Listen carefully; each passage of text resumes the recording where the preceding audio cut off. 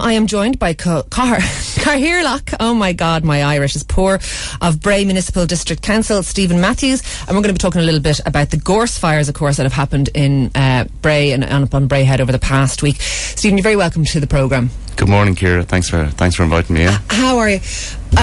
I myself was driving home during the week and passed on the bottom of Bray Head, just there at Southern Cross. And the fires really were very dramatic. I mean, the whole of Bray Head was lit up with flames, lit up the sky. Can you tell us a little bit about the area and the extent to which Bray Head has now been damaged? Yeah, I think we were all shocked to see it, and it was a terrible sight for most of us. Yeah. And there were a lot of parts of the town were disrupted, and discomfort for a lot of people in those areas. It seems to be quite extensive. A lot of the gorse is burnt away now at this stage, and anybody from Bray or who's lived in Bray for a long time will remember we've always had fires on Bray Head, but it's been quite a while since I've seen anything of that extent and intensity. So we'll definitely have to get up. I'm hoping to get up there later today now, if it's safe to go up there and just have an assessment of and see what the extent of the damage is. It's a wet old day for going up Bray Head today. That's the perfect weather for going to look where there's been a fire. I think you don't want to go in dry conditions. Maybe you're right. Yeah, I absolutely. I remember as a child watching Bray Head burn. I mean, it has gone on fire for as long as I can remember. I'm sure for a lot longer than that. But as you say, this is one of the more dramatic periods of fire. It reminded me of something you'd see in Australia or you'd see in Canada, you know, these big forest fires sorts of things. Is there anything that can be done to prevent this? Well, the fires we had last week, and then we had a fire, I think it was July 23rd or 24th, towards the end of July. They seem to have been caused by carelessness, discarded cigarettes, that kind of thing. It wasn't controlled burning, and we don't believe it was, this theory of sunlight through a broken glass can cause a fire. We haven't really had that intense sunshine. We've had warm weather, but the sunshine hasn't been that intense. So what we believe is that it was probably deliberate or carelessness, or maybe a mix of both, because it seems to have been the point of the start of the fire seems to be at various locations. So it wasn't just that it started at one point and spread right the way across. That seems to be the evidence there now at the moment. So would that indicate deliberate? Yeah, it probably would. Or, I mean, Bray Head, the thing about Bray Head is there's a huge amount of access to Bray Head. Mm-hmm. There's a lot of routes across Bray Head. There's a lot of meandering tracks, and you get great access to Bray Head. And that's right. It's a fantastic amenity, and we want to encourage people to enjoy the beauty of the area up there. But that brings with it problems then as well. So you can get these idiots up there, and they will light fires, and they will have disposable barbecues, and there will be deliberate lighting of fires. And I think the fires on Bray Head in the past would have been caused in that way as well. Whatever about carelessness and discarded cigarettes or disposable barbecues, whatever about any of that, you would have to call anyone who deliberately set a fire up there an idiot. You would, because I mean, people's lives are put at risk going up to try and put out these fires. And I think we have to sort of give a shout out to our local firefighters. They are a part-time bunch. They were out half the night. As you say, there's a lot of different access points. But Bray Head does shelve down to a cliff face. It's not a safe place for people to be working in the dark, trying to battle fires that are spreading in different directions and aren't controlled. As you say, it's not controlled burning. I mean, I'm sure all over Wicklow in the past week there were people lying in their beds at night, the spouses, for example, and the children of firefighters worrying where those people going to come home from work that night. I mean, this is idiocy. Somebody's going to get killed. Well, you make a good point there, and I did meant to say it at the start, to pay tribute to the fire service, because they did really, really good work up there, and it's tough conditions. If you or I were to climb Bray Head today, we'd probably go for a little light backpack on us, maybe, or a bottle of water. These guys are climbing up in their heavy gear, and they were dragging hoses, and they were dragging the implements for beating down the fires and that, and they did a really, really good job, and I would acknowledge that they did, and it brought great comfort to people who live in close proximity to Bray Head to see our fire service up there. And there are a lot of people in Briarwood and that housing estate all along New Road. Is it New Road? New Court Road. New Court Road. Yeah. Those houses are very close to the bottom of Bray Head, and I'm sure the people in the golf club as well, you could smell the flames, you could hear the crackling, you could see the flames. That's very frightening for people that close to their homes. It is frightening. Now, I mean, there is a fairly large gap between, say, the houses on New Court Road in Briarwood and the combustible material that was on fire in Bray Head.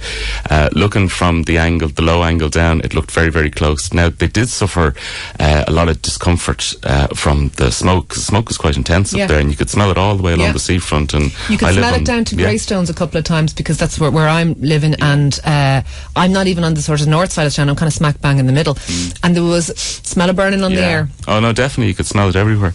But the other point to make, apart from the danger that we'd be putting our fire services in from stupid acts like this, is that we get a lot of hill walkers up there. Now, a gorse fire, when it starts, it spreads really quickly, and when you've got the elevation that Bray Head is at, you've got the winds then fuel that along as well. So this stuff just burns, like it goes up in no time at all, and it does spread. Now, gorse burning is a practice that is carried out by farmers throughout the country, because it's a way of dealing with scrubland and gorse. But that's done in a very controlled manner. It's done out on a designated site. They will generally put in fire breaks themselves, and there's very strict guidelines from the Department of Agriculture, and notification has to be given, and it can't be done within certain distance of forestry without the national parks and wildlife involved. So it's a really well kind of governed. Now, it doesn't always happen that way. They're the guidelines. Obviously, enforcement is another matter, but the guidelines are there. But what we saw in Bray Head was totally uncontrolled, and it was dangerous for the fire service and for people that would have been caught up in it as well. Stephen, am I right in thinking that the budget we have for looking after Bray Head and maintaining it and cutting back the gorse moles is about $7,000 a year? Is that right? That's correct, yeah. It seems like a small amount of money to me, and you might say, what do you know? But it doesn't seem like a lot for that big area. Well, I can tell you that you ask anybody if they have a budget for anything, they're always going to consider it's too small, because we always have greater ambitions for what we want to do. But you're right. So Bray Head has a nature conservation designation. It's an EU designation, special area of conservation. Then Bray Town Council in 2007, under the Planning Act, designated Bray Head an area of special amenity, and it's called a Special Amenity Area Order was put on Bray Head. Part of the order is that you have a management committee and a management plan and a budget to carry out the proposals from that committee. And you're right, that's only €7,000 per year. Now, €7,000 just doesn't go very far. No. It's only just over 100 and whatever per week.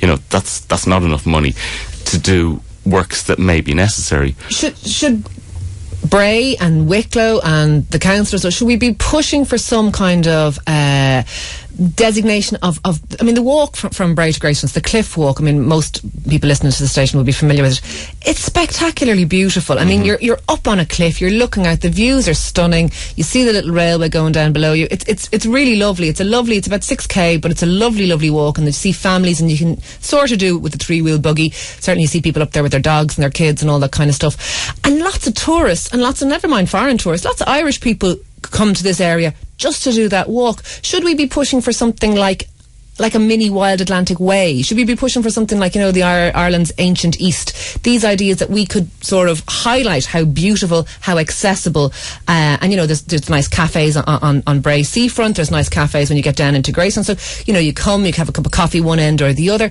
Should we be pushing for some kind of upgrade of this? Never mind just trying to maintain the safety and all that.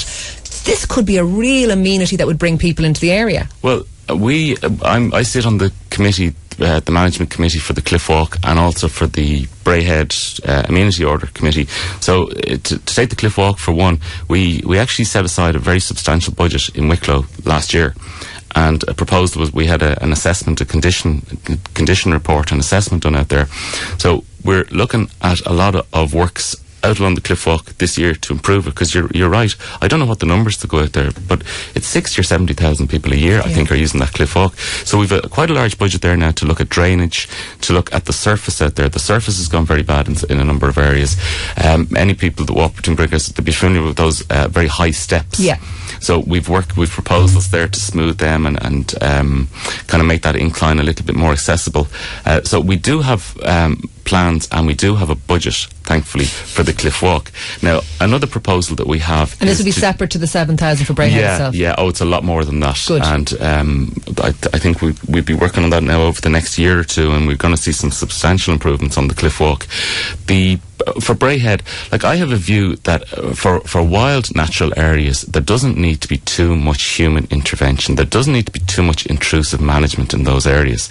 The problem that we have with Bray Head is we have so much access to this wild area that then you get a conflict, you get erosion, you get this kind of people wandering off maybe and having barbecues and fires, and you see the result of that. So where you have a lot of people and wildlife areas, you do need to have management. If you've just got a wildlife area that you don't have too many people going into, you don't really need to get involved in it too much. Nature looks after itself, and nature will always come back no matter what happens. And that gorse up there will grow back. In fact, the irony about burning gorse is that there's a huge amount of dormant seeds from gorse in the soil. When you burn off the gorse, they all become active again. The gorse actually comes back thicker and stronger than before. But so, I mean, you can ask, farmers will tell you that now. It's a short-term sort of measure that you take. It does work for them, but it does come back thicker, so you're only kind of pushing the problem down the road. In terms of Bray Head, the last management committee we looked at, we thought about the amount of routes that are across Bray Head. And we thought if we were to, say, designate 1 or 2 proper routes up to the cross and out, then it might make it easier to manage. Again, you're not going to be able to stop somebody going off track and doing that kind of damage. But in terms of the overall tourism potential for Wicklow in this wonderful scenery and wildlife and nature areas that we have, we're also looking at joining the Wicklow Way to the Cliff Walk via the Great and Little Sugarloaves and via Kilmac. So we've done quite a lot of work on the Kilmac end of things at this stage, and we're almost up to the Wicklow Way. The next step now is to have a route selection then from the Cliff Walk to the Great Sugarloaf. So there is plans there, and there's great potential. And we do, we recognise the massive potential there. Because Wicklow is an amazing place to walk. I mean, sure. And people come here specifically to walk. That's what, it's one of the things we're known for. Yeah. You're going to have to do something about the south end of that Bray Head walk to coming into Greystones. It is like coming into an industrial estate at the moment, isn't it? Down where the harbour development is. Yeah, you see the harbour development ran into problems there and slowed down and everything. And, the problem is that when you have private development, it's very hard to go in and make those changes that are necessary. But look, there's good plans there. I suppose the positive news is that the next management committee we have for Bray Head, I think we're having that in September, and we'll definitely be looking at this fire issue and see what method, we'll consult with the National Parks and Wildlife, we'll consult with the Fire Service, Wicklow County Council will be involved. We'll look at ways, proposals to deal with that. Whether we get the budget to do that, that's a whole different day's argument. There is good work to be done on the Cliff Walk. That'll be done in the next year or two, and I would hope to see the Cliff Walk joined to the Wicklow Way, and that's going to be a massive attraction for people coming in. And they have the choice of starting in Greystones, or starting in Bray, or starting in Kilmac, and you have public transport links. It ticks all the boxes. It's the right, sustainable way of having hill walking and that kind of tourism in the county. Okay, listen, that's of course Steven Matthews, who's Cllr of Bray Municipal District Council, and thank you for coming in to us this morning on the programme. Okay, thanks, Ciara.